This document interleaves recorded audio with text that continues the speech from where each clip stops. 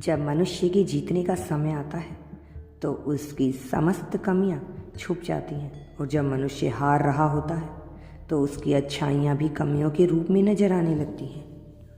मेरे बच्चे, यह संसार बहुत ही दोगले स्वभाव का है। दो मुखा यह संसार उगते सूरज को सलाम करता है और डूबते हुए को और भी तेजी से डुबाने का प्रयास करता है।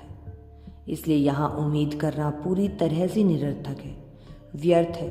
चाहे कोई मनुष्य हो, चाहे तुम्हारा साथी हो, परिवार के लोग हों, मित्र हों, तुम्हारा अपना हित ऐसे ही क्यों न हो, उम्मीद करना पूरी तरह से अपने ही स्वयं के पैर पर कुल्हाड़ी मारने जैसा है। लेकिन जो मनुष्य अपनी जिम्मेदारियों को समझकर अपने आप में विश्वास भरकर आगे बढ़ता और उम्मीदों के पुल नहीं बांधता, उसे सीढ़ी मिलती है ऐसी जिससे वह बहुत ही ऊंचाई तक पहुंच सके। आज जब तुम्हारे समक्ष यह दिव्य संदेश प्रस्तुत हो रहा है तो यह पूरी तरह से प्रमाणित हो चुका है कि तुम्हारे जीवन में बदलाव की लहर दौड़ पड़ी है। यह पूरी तरह से प्रमाणित हो चुका है कि तुम्हारा जीवन बदलने वाला है। तुम भव्य रूप से आगे बढ़ने वाले हो।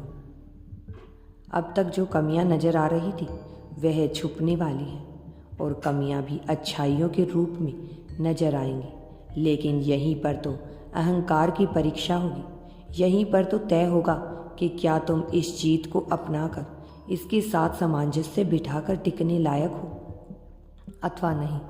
जब यह चयन होता है तो मनुष्य बहुत खुशहाली का अनुभव करता है, प्रसन्नता का अनुभव करता है और उसे लगता है कि यह संसार में सबसे श्रेष्ठ है।